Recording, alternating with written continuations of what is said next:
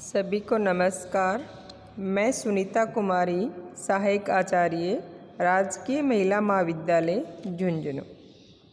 हमने पिछले वीडियो में शब्द शक्ति की परिभाषा, उसके प्रकार, अभिधा, लक्षणा और व्यंजना के बारे में पढ़ा था।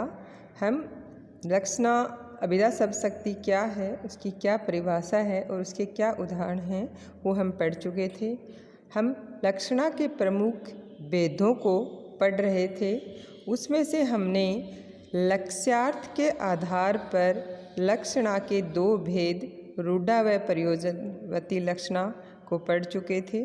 फिर मुख्यार्थ व लक्ष्यार्थ में संबंध के आधार पर लक्षणा के दो भेद होते हैं, गौणी लक्षणा व शुद्धा लक्षणा के बारे में भी हम पढ़ चुके थे। यानी कि मुख्यार्थ व लक्ष्यार्थ में क्या संबंध होता है, इसके आधार पे लक्षणा शब्द शक्ति के दो भेद होते हैं, गौणी लक्षणा व शुद्धा लक्षणा, ये हम पढ़ चुके थे। फिर मुख्यार्थ है या नहीं, इसके आधार पर भी लक्षणा के दो भेद किए गए थे, उपादान लक्षणा व लक्षण लक्षणा। इसका अध्ययन भी हमने कर लिया था। आज हम सारोपा एवं साध्यवसाना लक्षणा के बारे में पढ़ेंगे। सारोपा लक्षणा क्या होती है?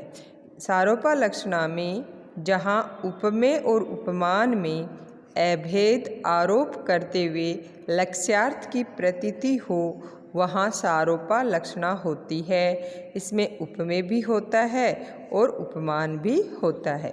यानी सारोपा लक्षणा में उपमेय भी होता है और उपमान भी होता है। उपमेय और उपमान में दोनों में भेद न करते हुए, यानी अभेद आरोप करते हुए लक्ष्यार्थ की प्रतीति होती है। इसका यहाँ उदाहरण हम पढ़ रहे हैं। उदित उदयगिरि मंच पर रघुवर बाल पतंग।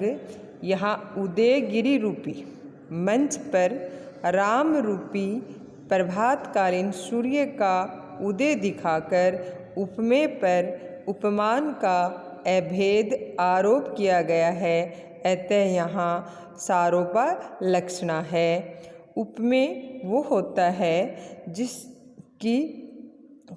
जिसका रूप दिया जाता है, और उपमान वो होता है जिसका रूप उपमेय को दिया जाता है। यानी उपमेय जिसकी तुलना करनी है, उपमान जिसके साथ करनी है।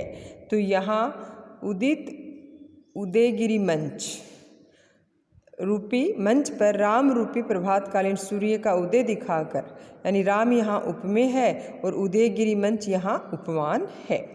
अब हम पढ़ेंगे साध्यवसाना लक्षणा।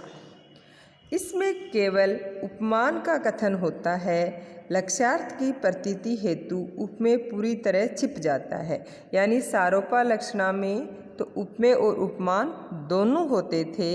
इसके विपरीत साध्यवसाना लक्षणा में केवल उपमान होता है, उपमान के बारे में बताया जाता है, लेकिन उपमेय पूरी तरह छिपा हुआ होता है। उपमान के आधार पर ही लक्ष्यार्थ की प्रतीति होती है। उदाहरण यहाँ दिया गया है। जब शेर आया तो युद्ध क्षेत्र से गिद्दड़ भाग गई। जब शेर आया तो युद्ध क्षेत्र से गिद्दड़ भाग गए। यहाँ शेर का तात्पर्य वीर पुरुष से है और गिद्दड़ का तात्पर्य कायरों से है। उपमेय को पूरी तरह छिपा देने के कारण यहाँ साध्यवसाना लक्षणा है। यानी यहाँ सिर्फ उपमान का ही कथन किया गया है, उपमेय का बिल्कुल कथन नहीं किया गया, उपमेय को छिपा दिया गया है। अब हम लक्षणा शब्द शक्ति के प्रमुख भेदों को पढ़ चुके हैं। अब हम पढ़ेंगे व्यंजना शब्द शक्ति। व्यंजना शब्द शक्ति की परिभाषा क्या है? वाचार्थ और लक्ष्यार्थ के विराम ले लेने पर जो एक विशेष अर्थ ध्वनित होता है, उसे व्यंग्यार्थ कहते हैं, और व्यंग्यार्थ का बोध कराने वाली शब्द शक्ति व्यंजना शब्द शक्ति कहलाती है। यानी कि वाचार्थ और लक्ष्यार्थ जहाँ बिल्कुल क्या ले लेते हैं, विराम ले लेते हैं, और वाचार्थ और लक्ष्यार्थ बिल्कुल विराम ले लेते हैं, और उनके बाद में जो व्यंग्यार्थ प्रतीत होता है, व्यंग्यार्थ का जो बोध कराने वाली शब्द शक्ति है वो व्यंजना शब्द शक्ति कहलाती है। कहने का मतलब है वाचार्थ और लक्ष्यार्थ के विराम ले लेने पर वाचार्थ का बोध कराने वाली शब्द शक्ति अभिधा कहलाती है, लक्ष्यार्थ का बोध कराने वाली शब्द शक्ति लक्षणा कहलाती है, और व्यंग्यार्थ का बोध कराने वाली शब्द शक्ति व्यंजना कहलाती है। इनकी बिल्कुल सरल ही परिभाषा यही है। हम पढ़ रहे हैं कि वाचार्थ और लक्ष्यार्थ बिल्कुल विराम ले चुके होते हैं, तब एक अन्य अर्थ ध्वनित होता है, उसे हम व्यंग्यार्थ कहते हैं, और इसकी परिभाषा हो गई व्यंग्यार्थ का बोध कराने वाली शब्द शक्ति को हम क्या कहते हैं, व्यंजना शब्द शक्ति कहते हैं। जैसे उसका घर गंगा में है, यहाँ घर गंगा में नहीं हो सकता, यह अपने को भी पता है कि घर गंगा नदी में नहीं हो सकता, अतः अर्थ ग्रहण किया गया है कि घर गंगा के निकट है। गंगा नदी में घर नहीं हो सकता, लेकिन घर गंगा नदी के निकट है। इसका अर्थ क्या ग्रहण किया गया है कि घर गंगा नदी के निकट है, तथा इससे ये भी ध्वनित हो रहा है कि घर में गंगा जैसी पवित्रता, निर्मलता एवं शुद्धता है, कि जिस तरह गंगा नदी पवित्र होती है वैसे ही घर में पवित्रता, निर्मलता एवं शुद्धता है। किसके जैसी? गंगा नदी के जैसी। ये ध्वनित होने वाला अर्थ ही व्यंग्यार्थ है, तथा व्यंग्यार्थ ग्रहण करने से यहाँ व्यंजना शब्द शक्ति है। हमें पता है कि व्यंग्यार्थ का बोध कराने वाली शब्द शक्ति व्यंजना शब्द शक्ति कहलाती है। तो यहाँ व्यंग्यार्थ को हम ग्रहण कर रहे हैं, तो यहाँ कौन सी शब्द शक्ति है? व्यंजना शब्द शक्ति है। व्यंजना शब्द शक्ति के दो भेद बताए गए हैं, एक है शाब्दी व्यंजना, दूसरी है आर्थी व्यंजना। शाब्दी व्यंजना जो शब्द से बना है शब्द, जहाँ शब्द विशेष के कारण व्यंग्यार्थ का बोध होता हो। शाब्दी व्यंजना का मतलब है कि शब्द विशेष के कारण किसका बोध हो रहा है? व्यंग्यार्थ का, और वह शब्द हटा देने पर व्यंग्यार्थ समाप्त हो जाता है, वहाँ शाब्दी व्यंजना होती है। जैसे शब्दालंकार में भी ऐसा ही होता है। तो जब व्यंग्यार्थ है वो शब्द में निहित होता है, लेकिन जब उस शब्द को हटा देते हैं तब वहाँ व्यंग्यार्थ क्या हो जाता है? समाप्त हो जाता है, तो वहाँ शाब्दी व्यंजना होती है। जैसे एक हम इसका अच्छा सा उदाहरण पढ़ रहे हैं जो अक्सर परीक्षाओं में पूछा जाता है। ये आरपीएससी में जब स्कूल लेक्चरर की एग्ज़ाम हुई थी, उसमें ये उदाहरण देकर के पूछा गया था कि इसमें कौन सी शब्द शक्ति है। चिर जीवो जोरी जुरे क्यों न सने गंभीर को घटी ये वर्ष भानुजा वे हलदर के वीर। अब इसका सामान्य अर्थ है कि चिर जीवो, चिर यानी लंबे समय तक जीवो, जोरी यानी आपकी जोड़ी, जुरे यानी बनी रहे, क्यों न सने गंभीर, और आप दोनों के मध्य जो प्रेम है वो भी बहुत अच्छा रहे, गंभीर रहे, क्यों नहीं हो, यानी कि आप दोनों की जोड़ी इतनी अच्छी है इसलिए आपकी जोड़ी जो है लंबे समय तक बनी रहे, और आपके बीच में प्यार है वो भी बहुत अधिक है, क्यों नहीं होगा, क्योंकि आप दोनों ही श्रेष्ठ हैं। अब ये जोड़ी किसकी है? यानी दोनों ही किसी से कम नहीं है। तो यहाँ शाब्दी व्यंजना है, तब हम इन शब्दों को देख रहे हैं। को घटी यानी दोनों ही कम नहीं है। कौन कौन नहीं है कम? वर्ष भानुजा और हलदर के वीर। देखिएगा, वृषभ भानुजा का अर्थ है, इसको हम साथ में लेते हैं, और हलदर के वीर का अर्थ है। यहाँ वृषभ भानुजा और हलदर के वीर शब्दों के कारण व्यंजना सौंदर्य है, और इनके दो दो अर्थ हैं। देखिएगा, जब हम वृषभ भानुजा का संधि विच्छेद करते हैं तो वृषभ जोड़ अनुजा बनता है। तो वृषभ होता है बैल और अनुजा होती है बहन। तो बैल की बहन, एक तो इस वृषभ भानुजा का अर्थ हो गया गाय। कैसे हुआ? वृष भानुजा शब्द का हमने संधि विच्छेद किया तो शब्द बना वृषभ जोड़ अनुजा। शब्द क्या बना? वृषभ जोड़ अनुजा। क्या शब्द बना? वृषभ जोड़ अनुजा शब्द बना। इसलिए अब यहाँ वृषभ का मतलब होता है बैल और अनुजा का मतलब होता है बहन, तो बैल की बहन कहा गया है गाय को। तो वृषभानुजा का एक अर्थ हुआ गाय, दूसरे शब्द हैं हलधर के वीर। हलधर के वीर का अर्थ यहाँ श्री कृष्ण लिया गया है, क्योंकि हलधर यहाँ बलराम को कहा जाता है और बलराम के भाई श्री कृष्ण हैं। तो एक तरफ तो यहाँ दोबारा बता रही हूँ, वृषभानुजा का दूसरा अर्थ है वृषभानु शब्द रखते हैं और जा अलग कर लेते हैं, जा यानी बेटी, वृषभानु। तो राधा जो थी वो वृषभानु की बेटी थी, इसलिए इसका एक अर्थ हो गया राधा, यानी वृषभानु जोड़ जा, तो वृषभानु की बेटी। इसका मतलब क्या हुआ, वृषभानु प्लस जोड़ जा, जा का मतलब पुत्री, तो वृषभानु की बेटी एक अर्थ हो गया राधा। और हलधर के वीर, हलधर का मतलब है यहाँ किसान और किसान का भाई बैल। लेकिन इनके अर्थ बताए हैं। अब जोड़ी किसकी किसके साथ है वो फिर बता देती हूँ।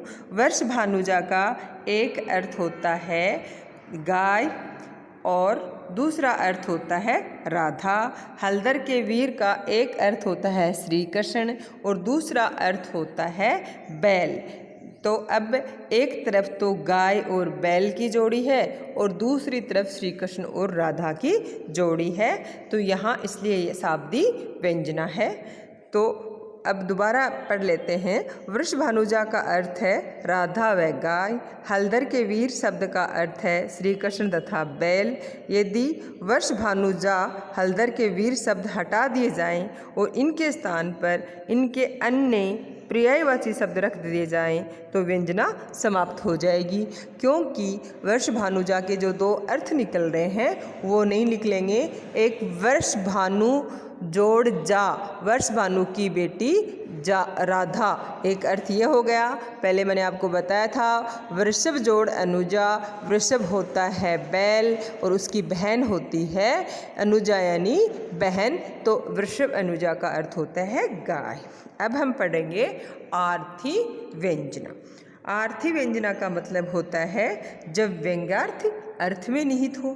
जब व्यंग्यार्थ किसी शब्द विशेष पर आधारित न होकर अर्थ पर आधारित होता है तब वहाँ आर्थी व्यंजना होती है। यानी कि नाम से ही हमें पता चल रहा है कि शाब्दी व्यंजना का मतलब होता है जब व्यंग्यार्थ शब्द में निहित होता है और उस शब्द के स्थान पर अगर कोई भी पर्यायवाची शब्द रख दिया जाता है तो व्यंग्यार्थ समाप्त हो जाता है। जैसे हमने अब ये उदाहरण पढ़ा था, चिर जियो जोरी जुरे क्यों न सने गंभीर को घटी ए वृषभानुजा वे हलधर के वीर। तो यहाँ सीधा सा है कि वृषभानुजा के दो अर्थ हैं, एक राधा और एक गाय। हलधर के वीर के भी दो अर्थ हैं, एक बैल और एक श्री कृष्ण। तो एक तरफ तो गाय और बैल की जोड़ी बताई है, दूसरी तरफ राधा और श्री कृष्ण की जोड़ी बताई है। इन दोनों को किसी से कम नहीं बताया गया है, इसलिए इनमें बहुत ज़्यादा प्रेम दिखाया गया है। अगर इन वृषभानुजा और हलधर के वीर के स्थान पर हम पर्यायवाची शब्द रखते हैं तो व्यंग्यार्थ समाप्त हो जाता है। अब इसके विपरीत हम आर्थी व्यंजना शब्दशक्ति पढ़ रहे हैं। आर्थी व्यंजना शब्दशक्ति में जब व्यंग्यार्थ है वो अर्थ में निहित होता है और शब्द के स्थान पे चाहे कोई भी पर्यायवाची शब्द रख दो व्यंग्यार्थ बना रहता है। यानी कि जब व्यंग्यार्थ किसी शब्द विशेष पर आधारित न होकर अर्थ पर आधारित होता है तब वहाँ आर्थी व्यंजना होती है। तब वहाँ कौन सी व्यंजना होती है? आर्थी व्यंजना होती है। अब हम इसका उदाहरण पढ़ेंगे। अबला जीवन हाय तुम्हारी यही कहानी, आंचल में है दूध और आँखों में पानी। यहाँ नीचे वाली पंक्ति से नारी के दो गुणों की व्यंजना होती है, उसका ममत्व भाव एवं कष्ट सहने की क्षमता। यह व्यंग्यार्थ किसी शब्द के कारण न होकर अर्थ के कारण है, अतः आर्थी व्यंजना है। अब हम शब्द शक्ति का महत्व क्या होता है उसको पढ़ेंगे। शब्द शक्ति से ही अर्थ का बोध होता है। बिना अर्थ का उचित बोध किए काव्यार्थ की प्रतीति नहीं हो सकती। लक्षणा एवं व्यंजना से युक्त काव्य उच्च कोटि का माना जाता है। यानी कि जहाँ लक्षणा और व्यंजना सब शक्ति का प्रयोग होता है उस काव्य को उच्च कोटि का मानते हैं।